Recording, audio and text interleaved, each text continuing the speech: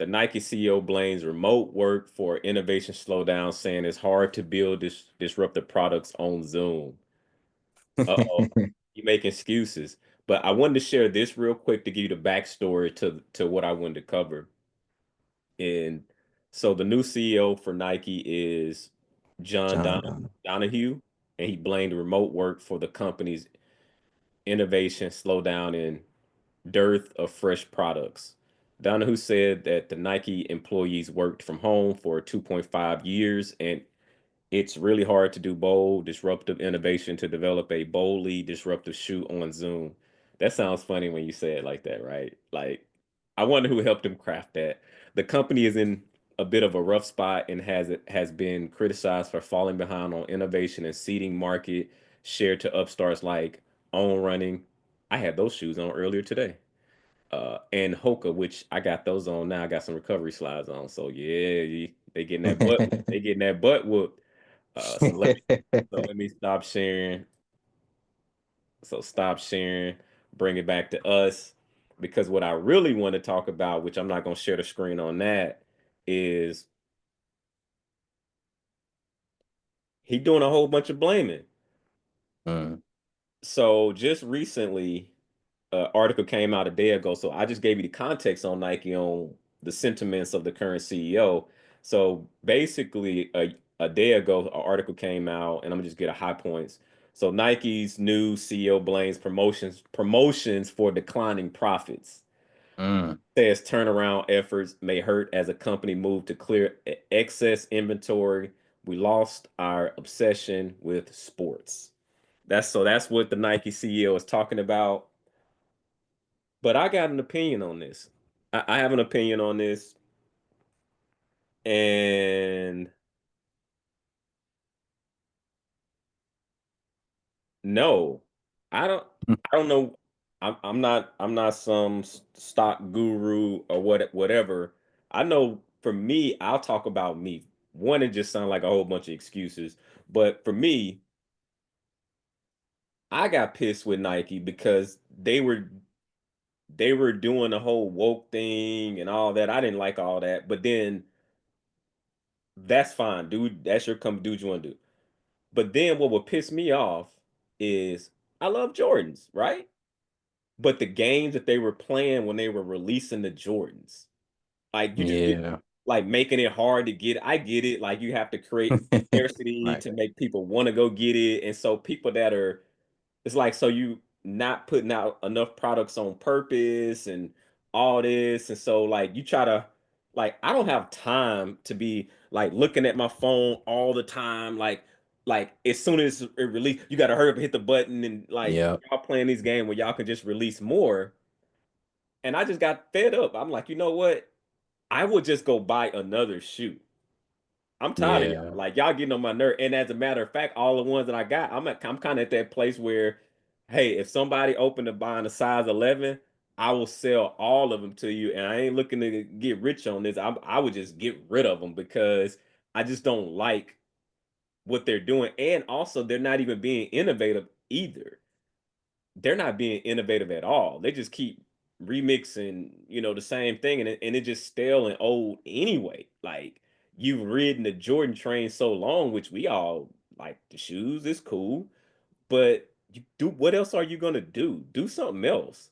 And so that's where I'm at with it. And what I've noticed, I don't know if you have any apps downloaded now. You see what they're trying to do, and like me, I'm not some guru or anything, but you have to listen to your intuition sometimes. And now they're making the shoes there's be more accessible. Why? Because you're struggling. Oh, so now it took you to struggle in Yeah, order to now you restocking more and now you're having more drops and all of that. I'm like, nah, screw you. Like, nah, I'm cool. Like I'm not buying your shoes right now. I'm gonna find something else. I'm good. for sure. Man. I man, you bring up a good point. I think Nike's a good example of like short-sightedness, being like myopic as a business. Or like I don't want to say to speak to the whole business, but specifically with the sneakers and with Jordans. Like I think you're right. Like I kind of I grew up a sneakerhead. I couldn't afford them, but I still liked them. I was online like, oh, dude, these the fives, the grapes, the this, the that. I want them, and so like I didn't have the money, but I definitely had the appetite for it. And so I can't imagine the frustration of growing up, or even if in the moment you got the appetite, you got the money, but I still can't get the shoe. That's just foolishness. And so I went to school and concentrated in marketing. So I fully appreciate marketing and marketing efforts and creating demand. But there's like I think it's like a line between like genuine, like good natured marketing tactics. And now we're just being manipulative. Now we're playing, they're playing a dirty game. And like they set up a bad system. And what they did was they set up a system that allowed this third player, this third party to come in and wreck it and broke the system. You know who that is? Is these bots and these people that come in, because the normal human being doesn't have time to camp out at 11:59 p.m. for some. We talking about tennis shoes, like, and it's one thing when you're 12 years old and it's a video game, or if it's Black Friday. We as a company, as a country, we used to do things like that. We used to flock towards retail, especially before Amazon. But it's been interesting seeing the decline because like you said, they really haven't been innovative. There hasn't been more shoes. It's only been more colorways of the same 12 to 15 shoes. You can only make so many colors. Yeah, At some point, we're gonna be wearing pink 11s, to green, lime green, yeah, burgundy green, army green. It's like how many different colors? Like you can't keep selling us the same product, and then that's the problem. Instead of innovation, and this is where, like you said, it's excuses because this is happening way before COVID, way before Zoom was a thing. They was releasing all these. They had all these different colorways of the same shoes dropping. Oh, we'll change one little feature. We'll put patent leather here. Like stop messing with us. Y'all make them in some factory somewhere. We're using $10, $15 leather, and y'all are making it seem like it's this hard to get product. It reminds me of Bubbles. You ever heard of Bubbles? I think that Bubbles popping, and now they're mm, trying to panic, and it makes me think of the CEO. In school they talked about how CEOs are humans too. They have their own intentions, and so does he really believe that what he said? Maybe, maybe not. But maybe he needs to just buy more time. Maybe I'm just buying time. Maybe I just need to shift attention off of me. Hey, don't look at me. Hey, it's the remote workers. Y'all didn't hear what Elon said? Hey, yeah, remote workers. And then oh, it's not the remote workers. Well, it's these promotions. See, everybody getting promoted, but nothing. Our product's not getting promoted. So, how many times can I, as a CEO, shift blame until y'all finally say no, no, no, no, stop shifting blame, answer the question, or get or give it or to give the seat to somebody else. And so yeah, we're yeah, gonna see. yeah, yeah, yeah. No, that's real, and I don't want to totally downplay it. I do understand the remote part a little bit. I find myself in the middle. Yes, I'm 100% remote, and so I'm talking in a place of privilege. But if things needed to change, I don't care. I'll go in the office. Like I've done both. I've done that in the past. So if it's hybrid, I don't care. I'm not messing up my bag. I don't care. I will just adjust things if I need to get up early, like crazy early, 3:30 to still get my routine in, be productive and get to work. Whatever I've done in the past, I'll do it now. Don't matter to me. I don't operate with a mindset of entitlement. I understand that the company is the company. They want what they want. And it just is what it is. So I do understand that there's a balance there. Basically, what happens is you just have these extremes, a- and it's this remote war. And it's to your point, it sounds like he's trying to put it off on that because I do understand that there's a productivity aspect of collaboration in office and you whiteboarding or you in office meeting. But for me, I'll be real. Sometimes, like I remember being in the office day in and day out. Sometimes people are just keep stopping by your desk when you're trying to be productive, and you like Yeah. you get there. Like what I used to do intentionally was I would come early so I could be productive. I Mm. would come in the office when no one was in there so I can actually get something done because when people started coming in, okay, let's say it's like 8, 8:30, then people spend about 30 minutes getting coffee and hanging out, talking, and then you start to slowly start to get into your work, 9:15. Then people coming by your desk, talking, chit-chatting, random pop-ups. And before you know it, 11 o'clock is here, it's lunchtime. And you're Yeah. like, hey, yo, it's like 12:30, and I hadn't really gotten the traction of really wanting to get things done the way I want to. And so yeah, so it's just interesting just seeing the two dynamics, but then you have the opposite end where you have employees feeling crazy entitled that they should be at home working, and because the company is saying get your butt back in his office, you trying to protest. Like Right. like if the person that creates a job create the rules, you Mm, know, I don't think it needs to be a dictatorship, but it's really not like what do you think is like, no, this is what we're doing. Like this isn't a democracy, so to speak, with the companies. And don't be a victim. If you don't like what they're doing, don't complain.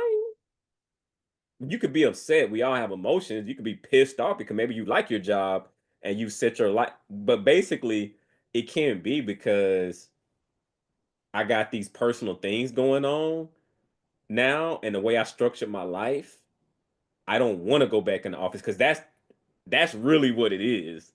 They don't, mm, and if the company's saying something different, hey, that's just what the game is. If you have valuable skills, you can be like, you know what? I don't want to do that and just go somewhere else. But the thing is, we are an employer market now to where going somewhere else, it might take you a little bit of time. So mm. it's you kind of feeling a little stuck there.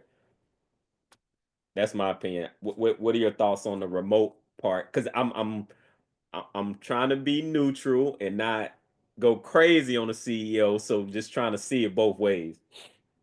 I think because we often gravitate towards sports, and but here's how I see it. Imagine it's kind of like what's his name in Dallas? How they keep saying, why do we keep hearing from the owner, even though Jerry Jones. we're not winning? But Yeah. I'm not saying he's being Jerry Jones, but I view him almost as like the coach or the general manager as the owner. And think about like a company, they always say, oh, we're a family, we're a team dynamic.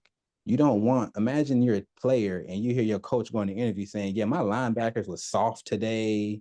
They was missing tackles and the cornerbacks was doing this and that. Yes, do that in the film room, do that behind Mm, closed doors. But I think that's where my issue lies with it. Why are you coming to the public talking trash about your own company? You're talking trash mhm. about yourself too. You're with us. Like Yeah. I just instantly got a vibe of him separating himself from the problem. And I think if I'm in the organization, I don't like that. Like, are you calling us the problem and you separating yourself, and then bringing it back to the remote work? I think it's about the way you're framing that as well. All of this is optics.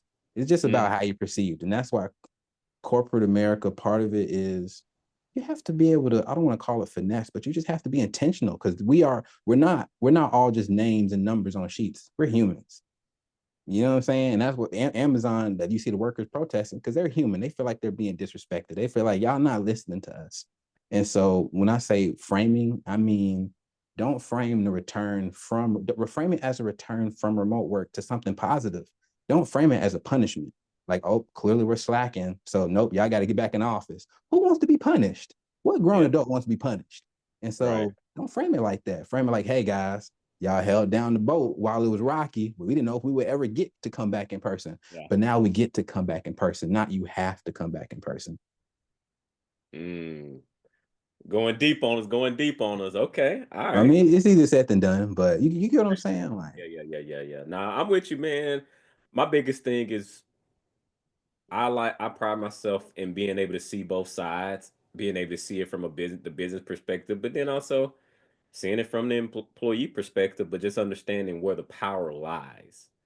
Like, yeah. and if someone created the game, created the rules, that's the person that owns the situation. And if you decide you don't want to be a part of it, just don't be a part of it.